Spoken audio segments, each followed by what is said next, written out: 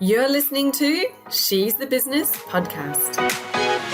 Hello. So I'm here in the studio with Eloise Tompkins, who is a money coach, a psychologist, and a nervous system expert, especially when it comes to all things money. So welcome, Eloise. Hello, so excited to be here and to talk money. It's my favorite topic. Oh, and nervous system as well. I like talking about that too. Yeah, of course. I think that this is why today's conversation I'm so interested to get into, because money and nervous system aren't usually two things that are connected. Like, we talk nervous system about so many things. We talk money about, in other ways, and often just relating to our mind and what we're thinking about it. But I'm so interested to hear how you actually bring these two things together and what the connection is, that probably most people out there are not aware of that connection. But before we do that, because I know we could just start and go ahead, can you tell us, please, what you do in your business specifically? Who do you help and how do you help them? Such a good question. And we could plonk straight into the middle of the ocean and start there when it comes to money. But I started my business because I know back in the day, or not even back in the day, I remember when I was a kid. I'm going to take you back on a journey, Jess. I remember being just a kid and wanting money, because I would see money as something that was thought about in the family home. We had enough, but never more than enough. Sometimes we didn't have enough. Money was just this constant tension, this push-pull. And Dad would hold on to money, wouldn't want to let it go. Mum would want to, I guess, be the spender, not in an impulsive way, but take us on holidays or to do fun stuff. And it was just this constant push-pull in their money relationship. And I remember thinking, oh my gosh, and then I'd see all these TV shows, and there were all these American TV shows with these kids living in these big, gigantic houses. And I'm like, I want that. And my association with money kind of became, well, we don't have any. Other people do. It's not for you. And I carried that story with me for such a long time. And then when I started my own business, I just wanted to help people. I just wanted to help women step into themselves more. But what I was realizing is that they were having a lot of money blocks, and money would come up every single networking event that I went to, money. And I would find myself talking about money and how frustrated I was about how women weren't making money. Most women in businesses don't hit six figures, let alone seven. That angered me so much. And so I guess that fueled my desire to want to help women, because when I started exploring it just casually, kind of at these networking events, I would see similar themes playing out. A lot of, waiting for other people to hand them permission to make money. Well, I want to speak at this event, but they don't want to pay me. And they should be paying women speakers. And I'm like, well, if you want to be paid, ask for it. Oh, no, I can't do that. And so I was just starting to realize all of these blocks, because obviously my psychology part kicked in and I saw things from a unique perspective. And I'm like, wow, this is really fascinating. So that kind of drew it all in. In terms of the nervous system, what I saw there was, and I find this so interesting, because I remember when I first was first working towards my psychology qualifications, I was working in a job where there was such a low income. I was working with people who were below the poverty line, and they had money struggles. And I was like, oh, well, that makes sense. They don't have money. It makes sense. That they're panicking and they're stressed and they're overwhelmed, and, they're just fighting to keep themselves afloat. But then when I moved into private practice, and I was working with just a very different population of people who had the $1 million house, they had the Range Rover, they had money, they were CEOs, they had successful businesses on the outside. But internally, they were still coming to see me, and their nervous system responses were the same as women who were in that poverty situation.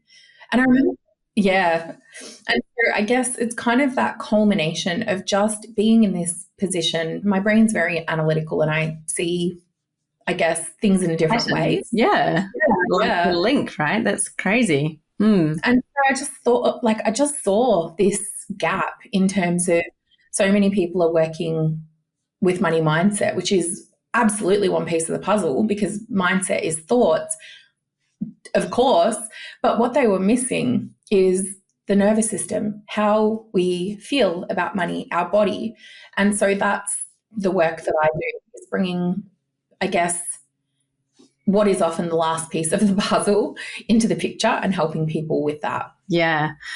Wow, that is just so incredible to think, those two examples. And you can just imagine that if your nervous system is creating feelings or emotions, right? And so if you have a feeling, it's driving your behavior, no matter what your 3D world is that you're in, you're going to be, and I think, is this why, because I wanted to ask you specifically about women, do you think that there are things that are more pronounced for women because of maybe the environment they've grown in, when we're growing up, even the subjects that you may have been told to focus on at school? Like, I know it seems insane that we're talking about this in 2025, but it wasn't that long ago that we were at school. And I definitely remember there were like the subjects that girls would be sort of encouraged to do, and then there were subjects boys would be encouraged to do, like the physics and the calculus and all of the difficult mathematics and things like that. And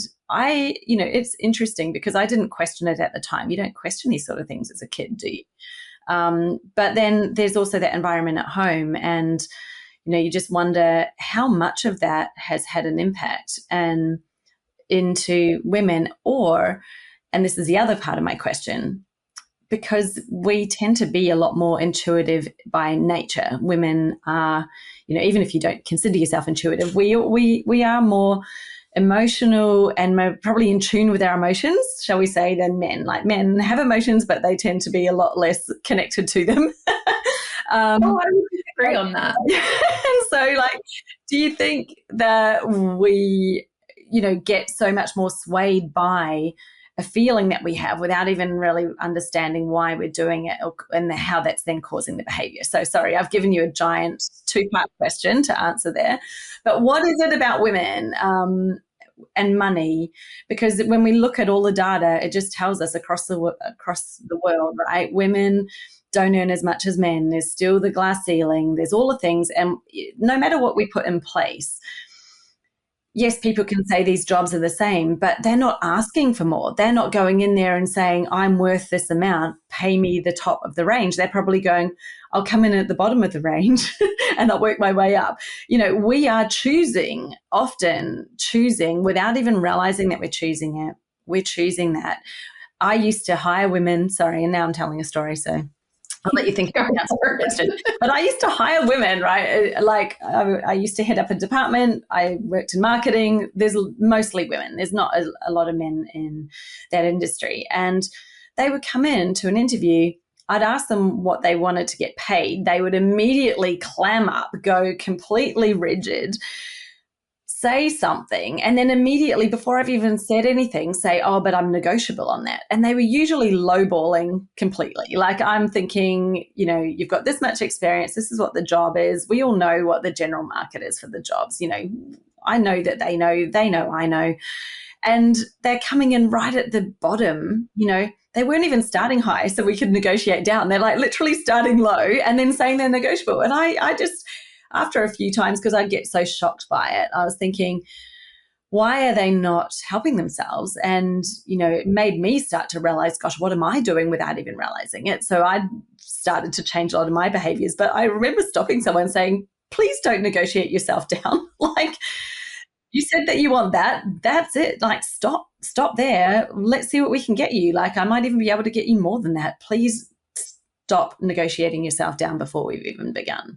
And that was just something, because I saw it so many times, I'm like, this is not a one-off case. This is very, very, very common amongst women. So Why women? Back to you. Oh my God, there is so much richness in that. And I love the story, and what you've said just is a summary of women everywhere, and I think a lot of people will see themselves in that, whether they're running their own business and sitting opposite a client, and then they've got their price in their head, their new price that they've, worked with their coach and felt really good about it in the moment. And then you get them opposite the client and they're like, well, but we can work out a payment plan.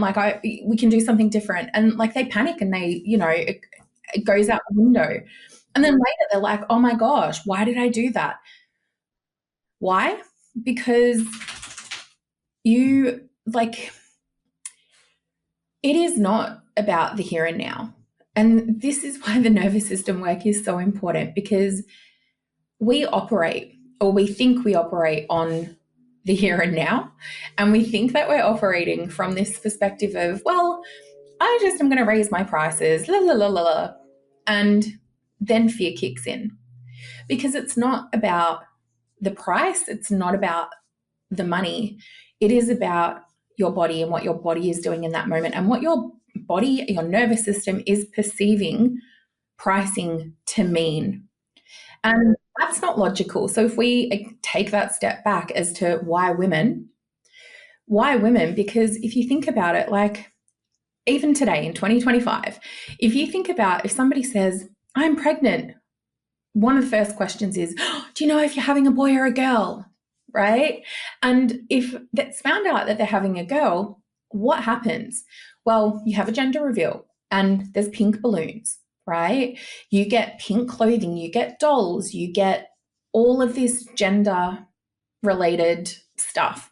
So this is happening in 2025. Back however many, I'm not going to say how many years ago, but it was happening.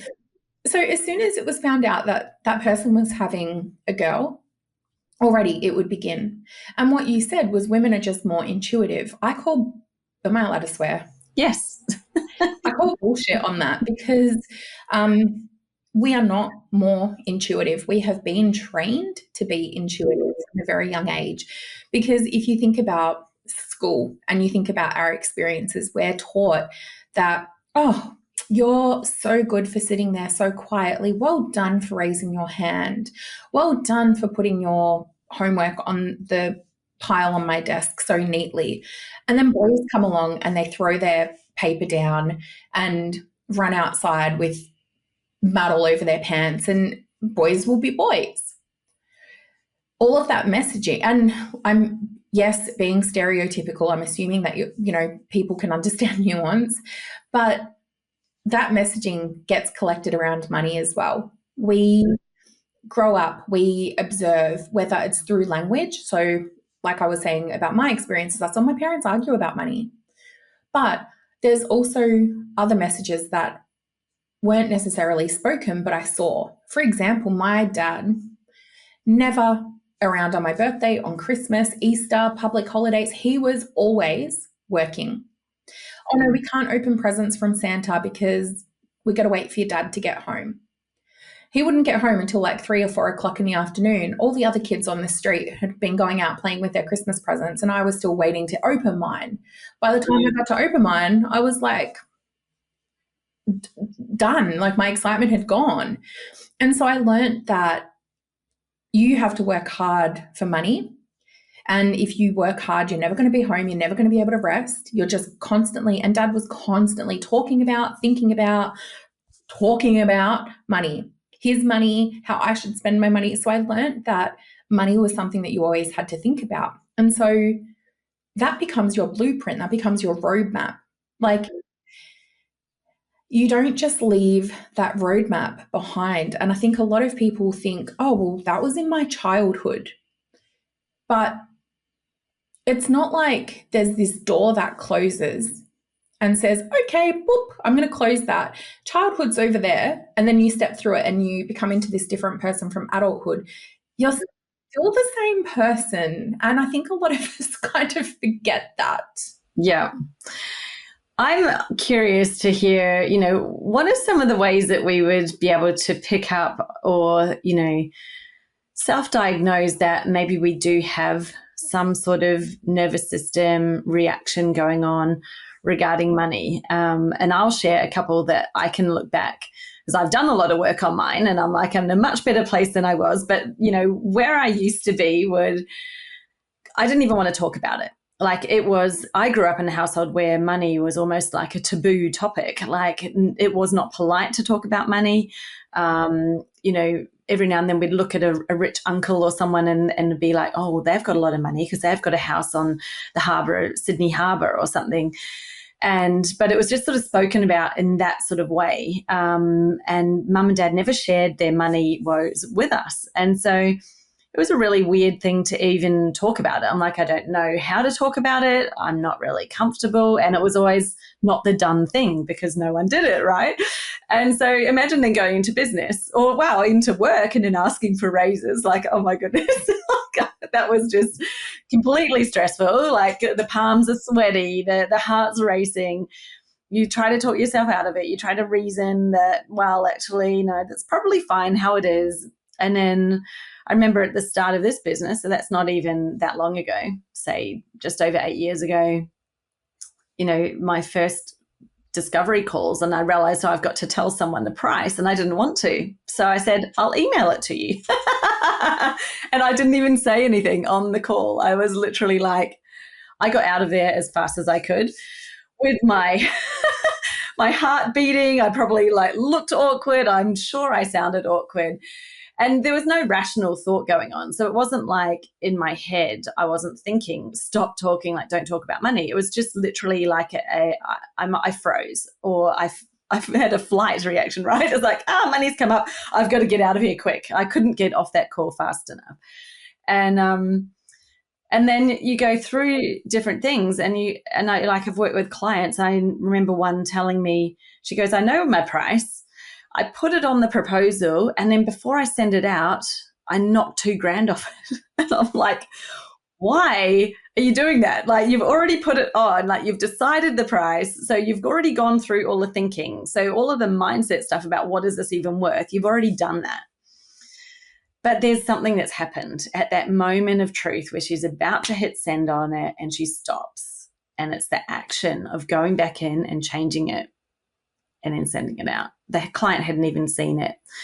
And it was so interesting because the same person, like fast forward a couple of months, you know, like done some work on her offer and what it was and really got that sort of signature thing happening and helped her, you know, actually pick a price that was 3 times as much as her price where she had been discounting from, like not even the one that she used to sell it at, but the one that she thought she would sell it at before she would discount it.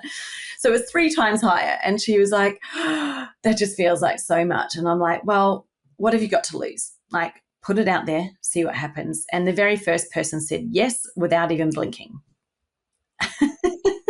And I was there just going, okay, wow, what a huge shift, right, that they went on. So tell me a bit about, you know, what do you see, what's happening in that situation? What's kicking in that causes that behavior, that like reaction?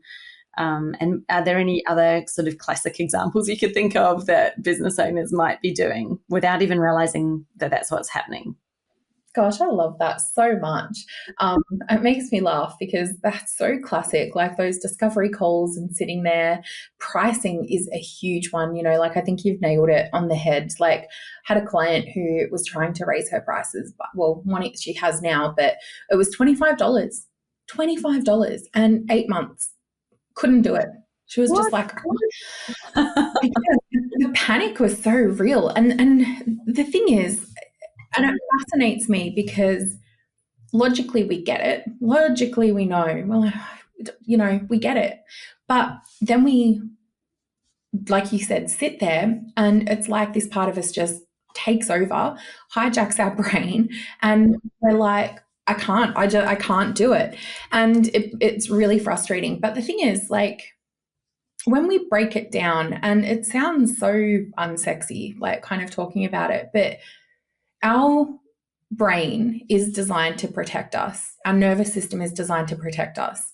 And our nervous system can't tell the difference between you sitting in front of a potential client or typing out an invoice with a price, it can't distinguish that that is not a real threat. For example, it thinks it's the same as having a tiger in front of us. Yeah. And we logically get that it's not a tiger. We logically get it, which is why it's so frustrating, because we're like, but it's not it's not something actually dangerous. It's something, it should bring you joy and ease. But when we have had all of those experiences throughout our life, throughout our childhood, they get stored, like we collect them, little Pokemon, we collect them all. But instead of, putting them on the shelf and looking at them and going, oh, they're cute, they kind of we hold on to them and they're there, so that anytime something stressful happens, it goes searching through and goes, oh, that's dangerous. We need to act immediately, because there's something about that memory that feels hot, something about that memory that feels triggering, and your nervous system can't distinguish today versus 20 years ago. It doesn't care if there's a threat to your survival. And so that's why we find ourselves being motivated. Yes, I'm going to raise my price. Yes, I'm going to do it. Then when it comes to actually doing it, your nervous system sees the invoice and it's like, oh, no, I'm scanning those past memories. This is a threat. Nah, you're going to have to backspace and type a different number. And then you get that hit of relief. You can kind of take a breath and you can breathe easily again. That anxiety fades and then you feel good. You hit send, off it goes. And then later that self-blame kicks in. Oh, why did I do that again? I can't believe I did that. Now I feel resentful because I've sent an invoice out, or I couldn't say my prices out loud, which reinforces that anxiety that we felt. So it becomes kind of this vicious cycle. And then we wonder why money is so hard, because we're inadvertently reinforcing it. Yeah, exactly. I think it's like the more you have that experience, then you're like, damn it, I did that. And then the next time you're doing it, you're remembering what happened last time. So like you're saying, it is that vicious cycle. Absolutely. And, when you just think about it, how much it is driven like this nervousness that you just want to escape back to safety and not do the thing.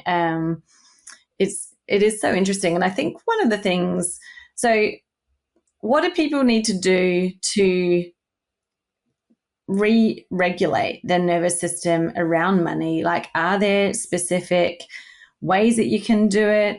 I guess I'm thinking about, there's so much, if we have read anything about money mindset, or if we've done some, I don't know, even little courses or follow people about it, there's a lot of talk around, affirmations and those sort of things to get yourself believing, right? Believing in what you're doing and in the value and things like that. But then that's sort of not addressing this reaction that we have, this like instant like internal freak out. So what are some of the things that you might be able to do to remove that reaction? Like, is it possible even? Like, can we cure ourselves and heal from it completely? Oh, that's a really good question. I love that. In short, yes, you absolutely can rewire it. And one of the things, like, I guess, there's layers to it, right? And there's, I guess, a ladder. I don't know how to put it, but I guess a ladder that I kind of look at. And the first part is awareness and insight. And I think that's kind of where the courses and the books and the podcasts and I don't know, whatever it is that you've done, like, I think that's kind of where things really start off for people. And there's that sense of, well, I've got this awareness. I know that I have a scarcity mindset, but I'm still doing the behavior. So the first part of it is kind of building that awareness, which if you have done, awesome. If you haven't done the awareness piece and you're listening to this episode thinking, I never thought about money in that way before. You've probably got some money blocks. And I say that because everyone has money blocks. Like, money is just a thing in society that a lot of people have blocks around. Then from that is once you've got that awareness and you've got an understanding of, okay, well, I know that I find it really difficult to increase my prices. I know that it makes me want to just avoid it. One of the things that I love to do with my clients, and it's not always particularly pleasant, just putting it out there, because this piece of the puzzle can be a little bit uncomfortable because we're going to a place where we're going beyond awareness. We're going to the body. And for a lot of people, they're like, oh, that sounds a little bit scary. But it's where that next level lives.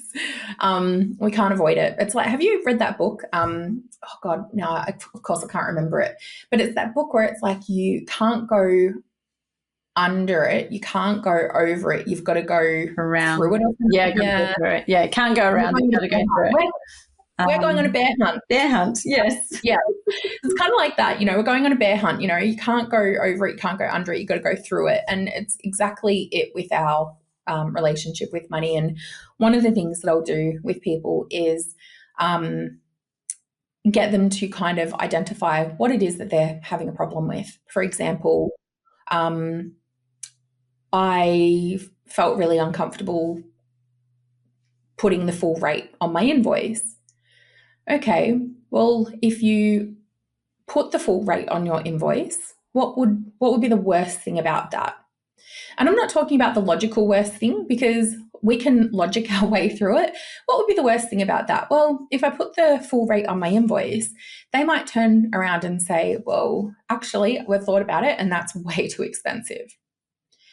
And then again, I would ask, okay, and if that happened, what would be the worst thing about that?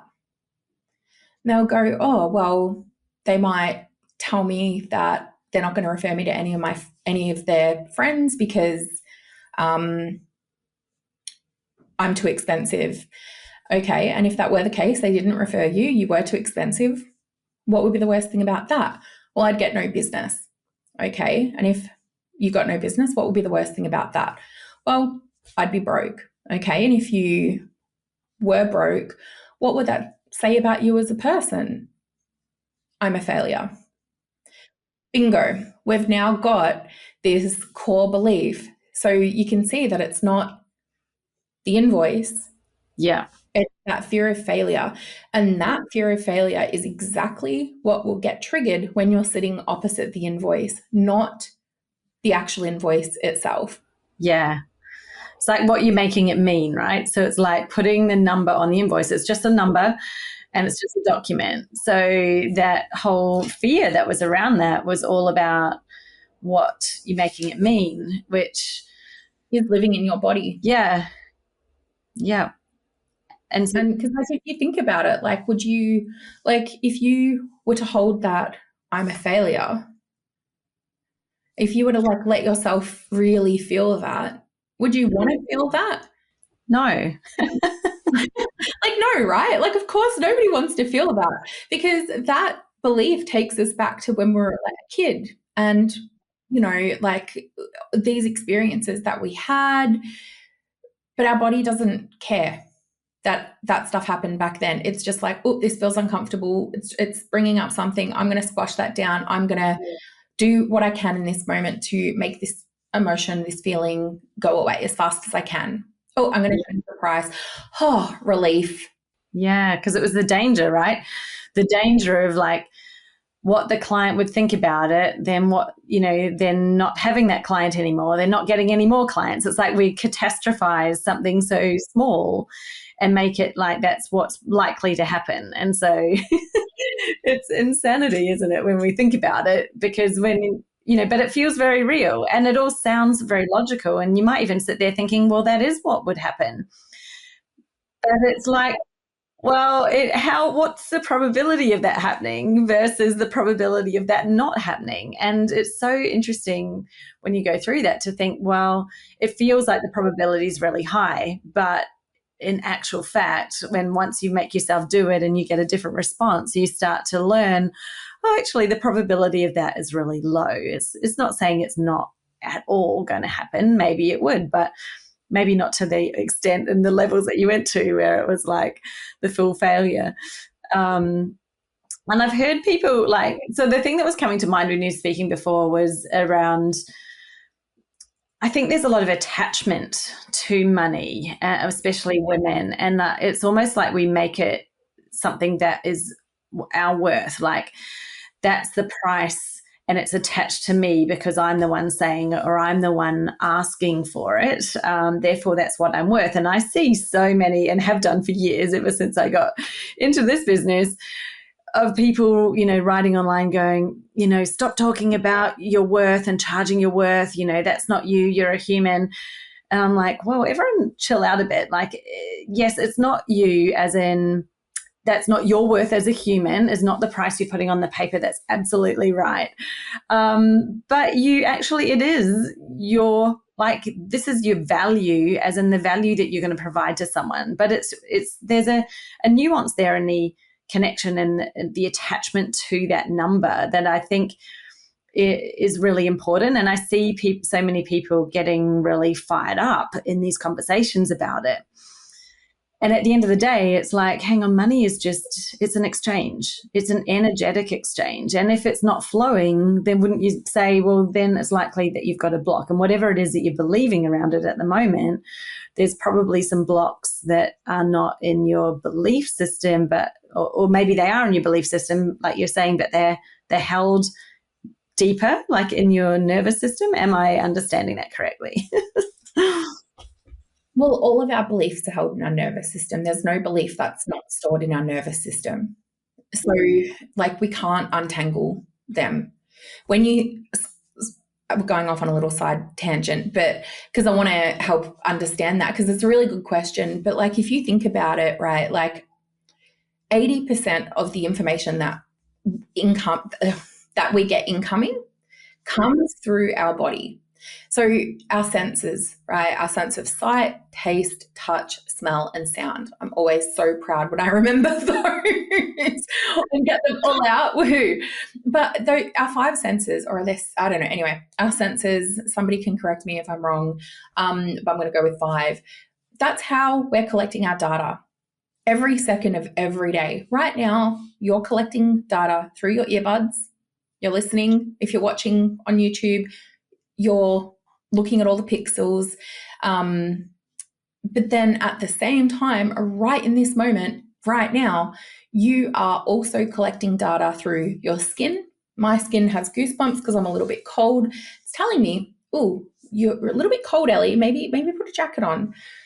And what is happening every time we're getting that data, and we get millions of bits of data from in our subconscious every single second. So we're getting so much information, and that then shoots up to our amygdala, or our brain, our subconscious brain. And it's like this little gatekeeper, and it says, oh, what do I need to do with this information right now? Is this temperature that I'm collecting from my skin something that we need to deal with immediately? Or is it something that isn't going to kill me? It's not going to kill me. Okay, great. If I had my hand on a hot stove, though, that'd be a different story. It'd be telling me, do something about this now. And so we have this sense that because we can almost like hear our thoughts, or we can be aware of our thoughts, it should just be easy enough to change them. But I'm going to ask to do a little experiment. Are you open to that? Yeah, let's do it. Okay. And listeners, you're also invited to do this experiment as well. But have a think about a white bear. And you're allowed to think about it. Just let yourself think of this white bear. Maybe verbalize it out loud. What's going on for you? I'm seeing a tall, like a polar bear, and then the next moment it's swapping to a soft toy cuddly white bear. And what are you noticing? Like, is that a pleasant feeling in your body, neutral? Yeah, very neutral. Okay. Now, for this bit, I do not want you to think about that polar bear or that white cuddly bear at all. Don't think about it. I can see you. What was happening for you? I I was forcing myself to focus on your glasses. So where was the teddy bear? Where was the, the bear? I was still hanging around in the back. And how did that feel in your body? I don't know how it felt in my body. I didn't feel a huge emotion around it. I don't know if I should have or not. I wasn't paying attention to my body. You couldn't, right? No. So, isn't that interesting that it becomes harder when you're trying really hard to block something out? You lose the ability to focus on other parts of yourself because so much of your attention is being directed just trying to block it out. And yet at the same time, like I could see it on your face. Like I could see when it was popping back in because I could see your facial expression shift. And this is the thing, like this is what I'm trained to do. This is why I'm so good at what I do, because I can see those micro expressions that people aren't even aware of that they have, which is their nervous system communicating. And I guess point of that is to show that we can't control our thoughts. So when people say, you know what, think positive, or just tell yourself that you're a wealthy woman, or just tell yourself to raise the prices, you can't just replace one thought with another just because you want to. The other thing I want to try, I like that little laugh, like, ooh. Let's just say you had somebody who was holding you at gunpoint. Mm-hmm. And they said, I will let you go if you can love me. And I'm not talking about love going, oh, yes, I love you. I'm talking about you genuinely need to love that person, genuinely with all your heart, love. Could you do that? Because that's the only way they're going to let you escape. Well, that would take a lot. It would be very difficult. I don't know. You've got 5 seconds, Jess, otherwise that trigger's going to be pulled. Bring that feeling of love up. Bring the feeling of love up when you've got a gun held to you. It's not happening. And so I guess the point I want to illustrate there is, like, we also can't control our body. And which is why that regulation and a body awareness is important, because we feel things that are going to influence our decision making every single moment of every single day. We're going to have thoughts that are occurring because of how we're feeling. We want to change our thoughts because we think, well, if I can change my thoughts, then I'm going to change my behavior. And it's like, if I change my thoughts, I'll change my behavior. How many gyms have you signed up to because you thought, oh, I'm going to go to the gym and lose weight, and then not gone because about how you feel about it, probably not very motivated. Even though you wish you could feel motivated, you don't actually feel that. So it's the same with money. I want to make more money. I want to be able to work less, make more. Just like, you kind of help people doing your signature programs, right? Like you want to help them make 6 figures in part-time hours. But if they're used to hustling and working their ass off, they might find it hard to do that if they don't consider how their body fits in it. Yeah. So if we've got these, like, you just showed us really clearly how we can't control our brain and our body. Like the feeling that you have, you can't sort of shift it, even if you want to shift it. So how do we fix these things that we have, like these inbuilt reactions that we have to money? Like how can we change it if we can't just change it because we want to? Like, is there a way that we can change it so that we we actually shift what that subconscious reaction is to money. And maybe it's a much more positive one where we allow it to come in. We don't block it. We don't push it away. And when we have it, we don't just try to throw it away. I think there's so many examples, right? You hear of how people explain the different money blocks, and it's like, some people have a lot of trouble attracting it or bringing it in. Other people get it in, but then they've got to get rid of it straight away. So like either way, maybe you end up in the same situation where there isn't the money. There's just a different way that they're using it. And then other people who can't release it. And like they will, often say, well, if you have money but you never let any go, then there's never any flow back in. Like it's not allowing it to come back in. So what can we, like, if we can't just sort of want to change it, and because we want it enough, it happens, what can we do once we've got aware? What are what actually works, I guess is what I'm saying. Yeah, good question. And I think, like, again, a layered approach, but I like to call them little micro moments where rather than, because I think a lot of times we try and go from 0 to 100. Yeah. I want it now. I know. I'm like, I want it now. I want it now. I want it yesterday. Come on. And so we'll try and push ourselves to do something that our nervous system is just like, because when you're responding in that way, I guess, you're allowed to have your feelings around it. You're allowed to have fear. And if that fear is kind of pushing you out of your stress threshold and you're kind of like, oh, that's too much stress for me, then it's going to move you into that really intense fight, flight, freeze, fawn response. It's going to hold you back. But so I guess it's about recognizing that emotional response that you're having, that you can't just force yourself to shift it.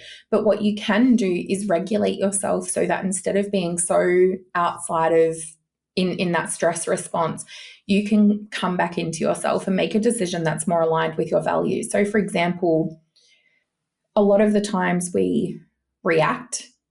Like, for example, when you're on that call, the discovery call, and you couldn't say the prices out loud, that sounds like it may have been a reaction. What I mean by that is it happened instantly. Okay, we're done now. See you later. I'll email you. Boop, end the call. Yeah. Whereas regulation kind of helps to still have that response. We might still have that response, but we can slow it down a little in terms of, okay, I notice that I'm having this response. Okay, I'm going to take a breath and just check in with myself and still say the price. And that comes from being able to, I guess, have awareness, have some tools. And I love the breath. Like for me, breathing is a huge anchor, and it sounds so simple. And I don't know, past me would have rolled my eyes breathing, like, you kidding? Like, it sounds so stupid. But it just allows you that little space rather than taking that immediate reaction. And the more that you can practice that in smaller moments, the easier it gets in moments where their triggers feel stronger. Yeah. That's awesome. And so there's obviously some things that you can do yourself, like, thinking about it and maybe consciously slowing down and breathing, letting yourself know that there isn't any danger. Because I remember when I did that, and then I remember like there was a shift and a change in what I did in those calls to the point where I was like, okay, I feel really good about saying my price. And I just would say it and then stop talking and actually just even be comfortable with silence. Like that took a lot of practice. I had to, really prepare myself for it beforehand and be like, this is what I'm going to do it. But it was amazing. Like once you start having those moments and then being like, oh, this feels so much better. I'm getting a really good outcome. You obviously, the calls are converting into clients, then it really quickly shifted a lot of things for me. But I'd say that because I didn't do any actual real healing work, I kind of did probably some of the surface level stuff, was those things would probably still be there. It's just that on another level. I'll discover them again then on another level, right? When there's something more at stake or something bigger, then I'm sure that subconscious reaction still exists because I literally did not heal it. So yeah, I guess that's sort of part of what you help people do, like the processes that you go through to help them actually shift those subconscious kinks, shall we call them?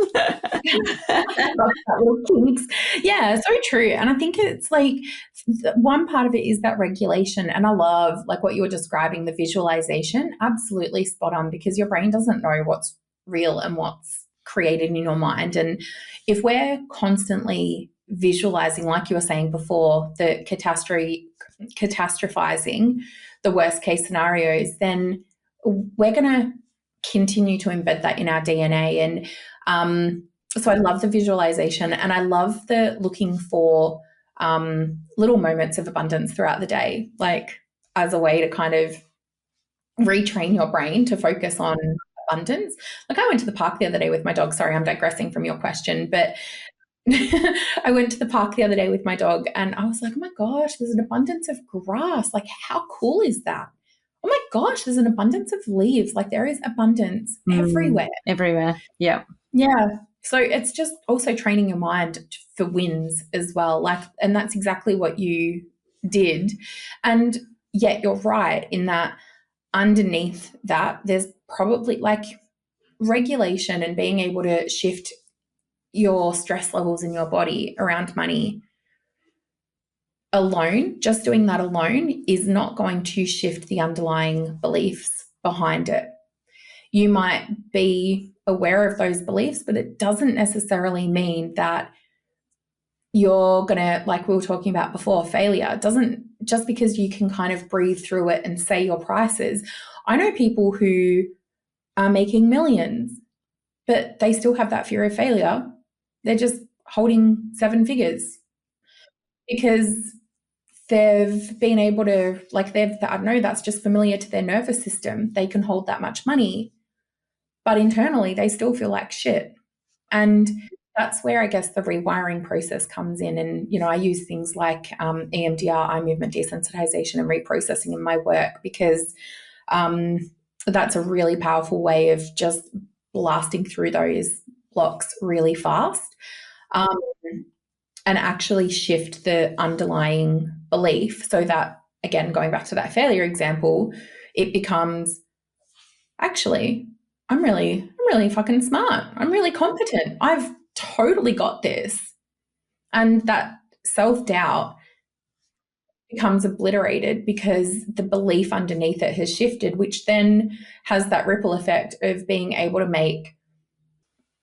sit in a discovery call, for example, or being able to sit in a high stakes meeting with investors, or being able to negotiate a multi-million-dollar deal when, you know, previously you'd be sweating, you know, like hoping that nobody could see the sweat patches underneath your jacket, you know.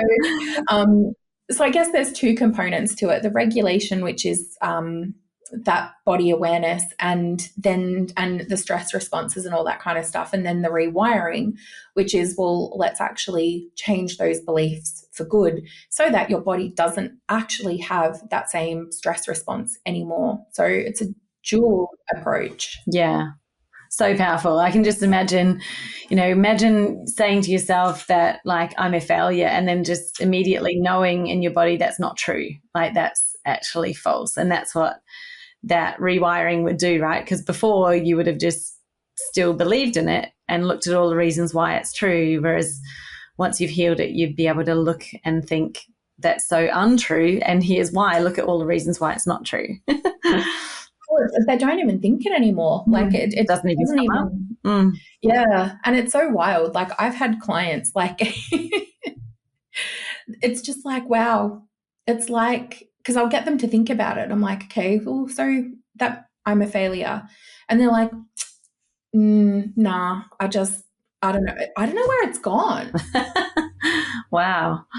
And it used to really surprise me, it used to not surprise me, but but now I just expect it and I just wait for it. And I love watching the confusion on their face because they're just like, what did you do? Are you a magician, Ellie? And I'm like, no, I just know what I'm doing. And, this is what was meant to happen. And we've just made it happen. And it's just really powerful because the changes that they then go on to make in their business, or not even just their business, but like I've had clients where we've done this work who have then gone in to negotiate multi-million-dollar deals, which were there in the scope of them. Like, I'm not saying that you do this work and millions are going to land in your lap, but it was already available to her. She was just terrified. When we cleared these blocks, she walked in and absolutely owned it and was able to secure those multi-million-dollar deals or raising prices with ease. Having, like, another one of my clients was not charging someone a fee to use resources that she had. And she was really resentful because she's like, I'm giving this person all these resources and they're not giving me anything back. Remove these blocks. And she was so stoked. I got a message the next day like, Ellie, I've charged her and I've charged her double what I thought I was going to. Oh, wow. Yeah. So it's really powerful, like what can happen when you get kind of, I don't know, those kinks out of your head and your body. Like, we don't realize how much is there, and we don't realize how much of it is on autopilot either, where we just operate on the status quo. Yes. I think that's one of the biggest things I've really taken out of this chat today, like just how much is happening without us even realizing that it's happening, like the behavior, the reaction that we do in the moment. Maybe you look back and be like, oh, why did I do that? Or I did it again. But it's like being able to recognize it at the time that you're going into it and be able to shift out of it. But maybe even like you're saying, like, what if it just didn't even happen? Like, what if you didn't have that reaction? How much easier would that be? And, just the fact that money being this taboo thing that it is, and we've managed to talk about it for 52 minutes at the moment, which is great. Like, well, that would never have been me back in the day. I would have been like, oh, this is really awkward, I don't know what to say. But it is just like, let's be real. We've got a business. Your business oxygen is money. Like, it breathes money. It's not a good thing or a bad thing. We don't need to attach anything to it. We just have to know, like, if you want to be in business, then being comfortable with money and being not emotionally charged around it, like as in able to receive, able to give, able to save it, able to invest it without these like freakouts happening that maybe are causing us to make some strange decisions. Like, that is just so important. What a different world we would be in if we didn't have like such emotionally charged reactions to money. So I love the work that you do. I love that you focus on helping women because, we do need to change the status quo. We still have a lot of work to do in the world to, see more women business owners in that multiple 6-figure, 7-figure range. It is so possible. And I know that everyone, when we look out there and we see people who are doing it, you go, it is possible. But is there always that question, but is it possible for me? And I think that's the thing, right? We can always see, yes, it's possible. I can see people, there's evidence, but is it possible for me? Well, you've just shared maybe the invisible thing that has been holding back so many people without even realizing it. And they're off looking at all these other things. Maybe some of them even going, this isn't even for me. I shouldn't be in business. Go back to a job simply because they thought they couldn't figure it out. But really, it could just be literally this relationship with money that we have that's not serving at the moment. So I love what you've shared, Ellie. You've got so much more to share. I know. You're amazing. You get up, you speak at events and really help to shift people's vision and inspire them. So thank you for all of that.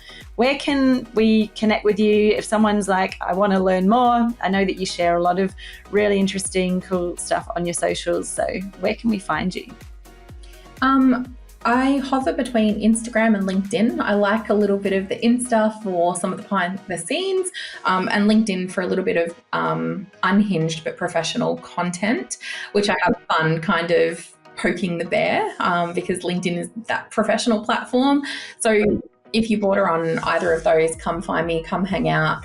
If you want to learn more about your nervous system and understand what nervous system block might be holding you back, I've got a quiz that you can take that'll help you unpack that. So that's always a good place for people to start. Great. Where can we get the quiz? Is that on your website or? On my website, eloisetompkins.com/quiz.